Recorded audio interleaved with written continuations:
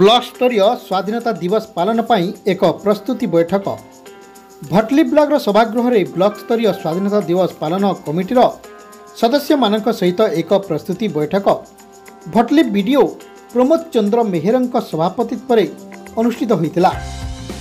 एथिरे एबीडीओ ज्योत्स्नाराणी गोड़तिया, कमिटीर सदस्य Piyush Agarwal, ICDS supervisor Amrita सिक्का, सीआरसीसी शिक्षक उत्सव भुए, सुनील पंडा, परिमल अधिकारी मनीष साहू, पीओ अजय दास, ललित मोहन भोसागर समेत विभिन्न विद्यालय शिक्षक शिक्षयित्री प्रमुख उपस्थित रही निज निजर मत रखिथिले।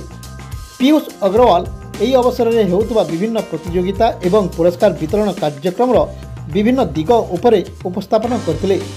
କିଭଳି ଭାବରେ ଓଡ଼ିଆରେ ପ୍ୟାରେଡ୍ ପ୍ରଦର୍ଶନ, ଓଡ଼ିଆ ସଫା କରିବା, ମିଷ୍ଟାନ୍ନ ବଣ୍ଟନ, ଜାତୀୟ ସଙ୍ଗୀତ ଗାନ, ପୁରସ୍କାର ବିତରଣ ଆଦି ବିଭିନ୍ନ କାର୍ଯ୍ୟକ୍ରମ ଉପରେ ବିଶେଷ କରି ଆଲୋଚନା କରାଯାଇଥିଲା।